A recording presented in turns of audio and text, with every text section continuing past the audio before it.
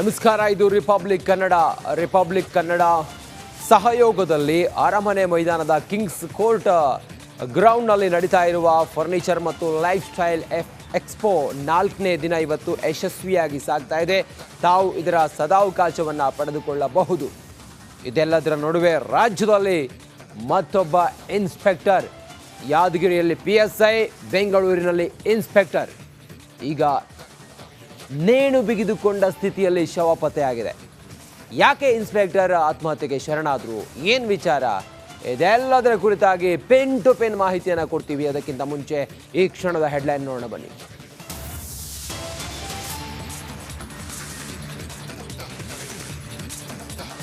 ರಾಜ್ಯದಲ್ಲಿ ಮತ್ತೊಬ್ಬ police inspector ಆತ್ಮಹತ್ಯೆ. CCB officer Thimmegowda suicide. Talaghattapura ಬಳಿ ನೇಣಿಗೆ ಕೊರಳೊಡ್ಡಿದ ಅಧಿಕಾರಿ.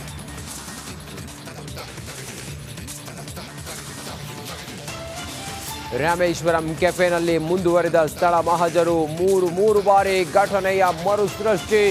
ಉಗ್ರ ಮುಜಾವಿರ್ನಿಂದ ಇಂಚಿಂಚು ಮಾಹಿತಿ ಸಂಗ್ರಹ. ನೀವು ವಾಪಸ್ ತಗೊಳ್ಳಿ ಶೋಕಾಸನ್ನು ಮತ್ತು ಆ ಪ್ರಾಸಿಕ್ಯೂಷನ್ಗೆ ಏನು ಕೇಳಿದ್ದಾರೆ ಅಬ್ರಾಮ್, ಅದನ್ನು ರಿಜೆಕ್ಟ್ ಮಾಡಿ ಅಂತೇಳಿ ನಾವು ಆ್ಯಸ್ ಎ ಕ್ಯಾಬಿನೆಟ್ ಅಡ್ವೈಸ್ ಮೂಡ ಅಕ್ರಮ ಕೇಸ್ನಲ್ಲಿ ಸಿದ್ದರಾಮಯ್ಯಗೆ ಸಂಕಷ್ಟ. ಹಿಂದೆ ಪ್ರಾಸಿಕ್ಯೂಷನ್ಗೆ ಸಿಗುತ್ತಾ ಸಮ್ಮತಿ. ರಾಜ್ಯಪಾಲರ ವಿರುದ್ಧ ದಂಗಲ್ಗೆ ಸರ್ಕಾರ ಸಜ್ಜು.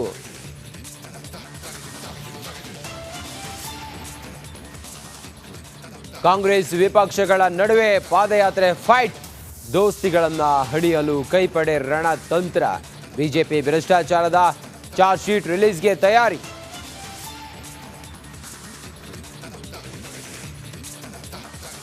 ಒಂದು ದಿನದ ಮಟ್ಟಿಗೆ 14 ಅಧಿಕಾರಿಗಳ ವರ್ಗಾವಣೆ. ಸ್ಥಳ ತಿಳಿಸದೆ ಪೌರಾಡಳಿತ ಇಲಾಖೆಯಿಂದ ಆದೇಶ. ಮಾಸ್ ಟ್ರಾನ್ಸ್ಫರ್ ಹಿಂದೆ ಹಲವು ಅನುಮಾನ.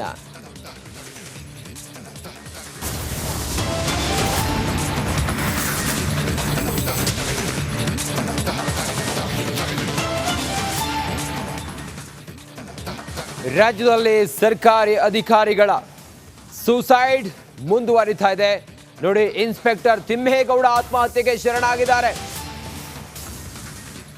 ಬೆಂಗಳೂರಿನಲ್ಲಿ ಪೊಲೀಸ್ ಇನ್ಸ್ಪೆಕ್ಟರ್ ಆತ್ಮಹತ್ಯೆಗೆ ಶರಣಾಗಿದ್ದಾರೆ. CCB ಇನ್ಸ್ಪೆಕ್ಟರ್ ತಿಮ್ಮೇಗೌಡ ನೇಣಿಗೆ ಶರಣಾಗಿದ್ದಾರೆ. CCB ಆರ್ಥಿಕ ಅಪರಾಧ ವಿಭಾಗದ ಇನ್ಸ್ಪೆಕ್ಟರ್ ತಿಮ್ಮೇಗೌಡ ಬಿಡದಿಯಲ್ಲಿ ಆತ್ಮಹತ್ಯೆ ಮಾಡಿಕೊಂಡಿದ್ದಾರೆ. ತಿಮ್ಮೇಗೌಡ ಮರಕ್ಕೆ ನೇಣು ಹಾಕಿಕೊಂಡು ನಿರ್ಜನ ಪ್ರದೇಶದಲ್ಲಿ ಅಧಿಕಾರಿ ಆತ್ಮಹತ್ಯೆ ಮಾಡಿಕೊಂಡಿದ್ದಾರೆ.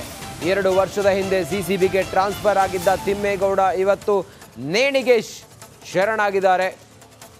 ಮರಕ್ಕೆ ನೇಣು ಬಿಗಿದುಕೊಂಡ ಸ್ಥಿತಿಯಲ್ಲಿ ಅವರ ಶವ ಪತ್ತೆಯಾಗಿದೆ.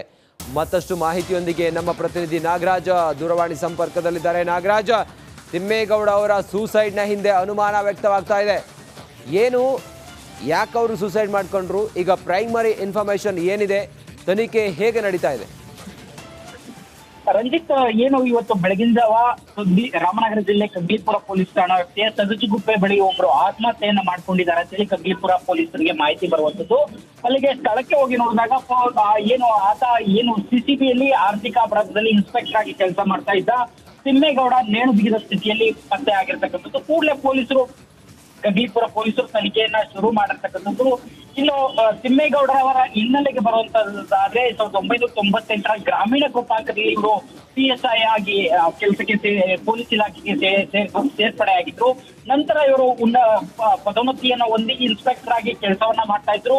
ಇದೇ ವೇಳೆಯಲ್ಲಿ ಎಲೆಕ್ಷನ್ ವಿಚಾರಕ್ಕೆ ಅತ್ತಿಬೆಲೆ ಪೊಲೀಸ್ ಠಾಣೆಗೆ ಟ್ರಾನ್ಸ್ಫರ್ ಆಗಿರ್ತಾರೆ. ಆ ಸಂದರ್ಭದಲ್ಲಿ ಅಲ್ಲಿ ಪಟಾಕಿ ದುರಂತ ನಡೆಯುವಂಥದ್ದು. ಈ ವೇಳೆಯಲ್ಲಿ ಅವರನ್ನ ಸಸ್ಪೆಂಡ್ ಮಾಡಿ ಆದೇಶವನ್ನ ಮಾಡಲಾಗುತ್ತೆ. ನಂತರ ಅವರ ವಿರುದ್ಧ ಇಲಾಖಾ ತನಿಖೆಗೂ ಕೂಡ ಆದೇಶವನ್ನ ಮಾಡಲಾಗಿರುತ್ತೆ. ಆದ್ರೆ ಅವರಿಗೆ ತಕ್ಷಣಕ್ಕೆ ಪೋಸ್ಟಿಂಗ್ ಸಿಗಲ್ಲ. ಆದ್ರೆ ನಂತರದ ದಿನಗಳಲ್ಲಿ ಅವರಿಗೆ ಒಂದು ಡಿಪಾರ್ಟ್ಮೆಂಟ್ ಎನ್ಕ್ವೈರಿ ಮುಕ್ತಾಯ ಆಗಿ ಅವರಿಗೆ ಕ್ಲೀನ್ ಚಿಟ್ ಸಿಕ್ಕಿ ನಂತರ ಅವರು ಪೊಲೀಸ್ ಇಲಾಖೆಗೆ ಮರು ಸೇರ್ಪಡೆ ಆಗಿದ್ರು. ಈ ವೇಳೆಯಲ್ಲಿ ಅವರಿಗೆ ಬೆಂಗಳೂರು CCBಯ ಆರ್ಥಿಕ ವಿಭಾಗದಲ್ಲಿ ಅಪರಾಧಗಳ ವಿಭಾಗದಲ್ಲಿ ಪೋಸ್ಟಿಂಗ್ ಸಿಕ್ಕಿತ್ತು. ಈ ಹಿನ್ನೆಲೆಯಲ್ಲಿ ಎಲ್ಲರ ಜೊತೆ ನಗರತ್ತ ಕೆಲಸವನ್ನ ಮಾಡ್ತಾ ಇದ್ರು. ಆದ್ರೆ ಯಾವ ಒಂದು ಕಾರಣಕ್ಕೆ ಆತ್ಮಹತ್ಯೆಯನ್ನು ಮಾಡ್ಕೊಂಡಿದ್ದಾರೆ ಅನ್ನೋದು ಇನ್ನೂ ನಿಗೂಢ ಆಗಿರ್ತಕ್ಕಂಥದ್ದು. ಅವರ ಪರ್ಸನಲ್ ಲೈಫ್ ಬಗ್ಗೆಯೂ ಸಹ ಪೊಲೀಸರು ಸದ್ಯಕ್ಕೆ ತನಿಖೆಯನ್ನ ಮಾಡ್ತಾ ಇರ್ತಕ್ಕಂಥದ್ದು. ಪರ್ಸನಲ್ ಲೈಫ್ ಅಲ್ಲಿ ಏನಾದ್ರು ಅವರು ಸಾಕಷ್ಟು ಬೇಸತ್ತಿದ್ದ ಅಥವಾ ಏನಾದ್ರು ಕಲಹಗಳಿದ್ವಾ, ದಾಂಪತ್ಯ ಕಲಹಗಳಿದ್ವಾ, ಅಥವಾ ಯಾರ ಹತ್ರಾದ್ರೂ ಫೈನಾನ್ಷಿಯಲ್ ಆಗಿ ಏನಾದ್ರು ಸಾಲಗಳನ್ನ ಪಡೆದುಕೊಂಡಿದ್ರ, ಈ ಎಲ್ಲದರ ಬಗ್ಗೆ ಕೂಲಂಕುಷವಾಗಿ ಒಂದು ನಾಗರಾಜ್, ಥ್ಯಾಂಕ್ ಯು ನಿಮ್ಮೆಲ್ಲ ಮಾಹಿತಿಗಾಗಿ.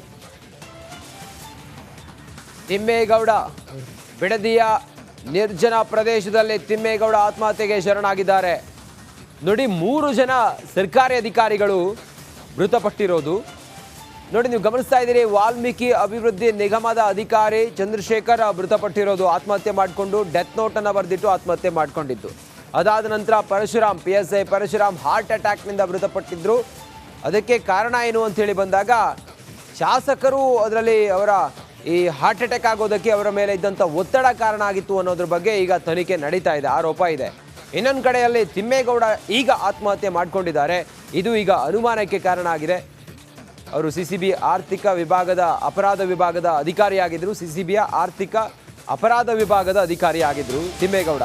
ಅವರ ಆತ್ಮಹತ್ಯೆಯು ಕೂಡ ಅನುಮಾನಕ್ಕೆ ಕಾರಣ ಆಗ್ತಾ ಇದೆ. ಸಾಲು ಸಾಲು ಸರ್ಕಾರಿ ಅಧಿಕಾರಿಗಳ ಆತ್ಮಹತ್ಯೆ ನೋಡಿ, ಡ್ಯೂಟಿ ನೀಡದೆ ಸತಾಯಿಸ್ತಾ ಇದ್ರು ಅನ್ನೋದ್ರ ಬಗ್ಗೆ ಈಗ ಮಾಹಿತಿ ಲಭ್ಯ ಆಗಿದೆ. ಡ್ಯೂಟಿ ನೀಡದೆ ಸತಾಯಿಸ್ತಾ ಇದ್ರು, ಆ ಕಾರಣಕ್ಕೋಸ್ಕರ ನೇಣು ಹಾಕಿಕೊಂಡು ಆತ್ಮಹತ್ಯೆ ಮಾಡಿಕೊಂಡ್ರ.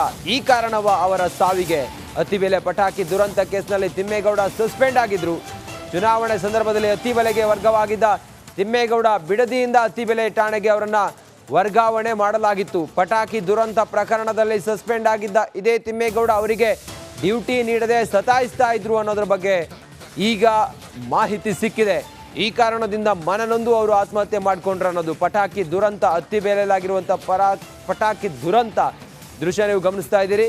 ಅದಾದ ನಂತರ ಸಸ್ಪೆಂಡ್ ಆಗಿದ್ದಂಥ ಅಧಿಕಾರಿ ತಿಮ್ಮೇಗೌಡ ಅವರಿಗೆ ಡ್ಯೂಟಿ ನೀಡದೆ ಸತಾಯಿಸ್ತಾ ಇದ್ರು. ಇದರಿಂದ ಅವರು ಮನನೊಂದು ಆತ್ಮಹತ್ಯೆ ಮಾಡಿಕೊಂಡಿದ್ರು ಅನ್ನೋದ್ರ ಬಗ್ಗೆ ಈಗ ಅನುಮಾನ ವ್ಯಕ್ತವಾಗ್ತಾ ಇದೆ. ಮತ್ತಷ್ಟು ಮಾಹಿತಿಯೊಂದಿಗೆ ನಮ್ಮ ಪ್ರತಿನಿಧಿ, ಆನೇಕಲ್ನ ಪ್ರತಿನಿಧಿ ನವೀನ್ ಶೆಟ್ಟಿ ಕೆರಾಡಿ ಈಗ ನೇರ ಸಂಪರ್ಕದಲ್ಲಿದ್ದಾರೆ. ನವೀನ್, ಆನೇಕಲ್ನ ಪಟಾಕಿ ದುರಂತ ಆದ ನಂತರ ಅವರು ಸಸ್ಪೆಂಡ್ ಆಗಿದ್ರು, ಅವರಿಗೆ ಸರಿಯಾಗಿ ಡ್ಯೂಟಿ ನೀಡ್ತಾ ಇರಲಿಲ್ಲ. ಈ ಕಾರಣದಿಂದ ಅವರೇನಾದರೂ ಸೂಸೈಡ್ ಮಾಡ್ಕೊಂಡ್ರಾ? ಈಗ ಪೊಲೀಸರ ತನಿಖೆಯಲ್ಲಿ ಏನೇನು ವಿಚಾರ ತಿಳಿದು ಬರ್ತಾ ಇದೆ? ಸದ್ಯಕ್ಕೆ ಈ ಹೊತ್ತಿನ ವಿವರ ಏನಿದೆ ನವೀನ್?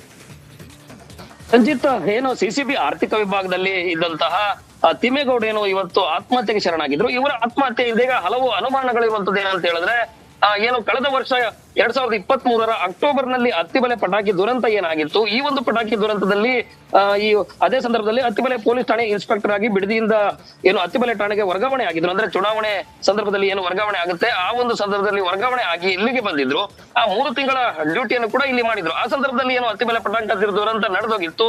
ತನ್ನದಲ್ಲದ ತಪ್ಪಿಗೆ ಅಂತಂದ್ರೆ ಏನು ಪ್ರತಿ ವರ್ಷವೂ ಪಟಾಕಿಗೆ ಲೈಸೆನ್ಸ್ ಏನ ಕೊಡ್ತಾ ಇದ್ರು, ಅದೇ ರೀತಿ ತಿಮ್ಮೇಗೌಡ ಅವರು ಕೂಡ ಪ್ರತಿ ವರ್ಷದಿಂದ ಕೊಟ್ಕೊಂಡು ಬಂದಿದ್ರಲ್ಲ ಅಂತ ಹೇಳಿ ಅನುಮತಿಯನ್ನ ಕೊಟ್ಟಿದ್ರು. ಆದ್ರೆ ಏನು ದುರಂತ ಸಾಕಷ್ಟು ಜನರ 14 ಜನರನ್ನ ಏನು ಈ ಒಂದು ಪಟಾಕಿ ದುರಂತ ಬಲಿ ಪಡೆದಿತ್ತು. ಅದಾದ ಬಳಿಕ ಏನು ಪೊಲೀಸರು ಮತ್ತು ಇಲ್ಲಿ ರಾಜ್ಯ ಸರ್ಕಾರ ಸಾಕಷ್ಟು ಈ ಒಂದು ಪ್ರಕರಣವನ್ನ ಗಂಭೀರವಾಗಿ ಪರಿಗಣಿಸಿ ಒಂದಷ್ಟು ಜನ ಸಿಬ್ಬಂದಿಗಳು ಮತ್ತು ಸರ್ಕಾರಿ ಅಧಿಕಾರಿಗಳು ಸೇರಿದಂತೆ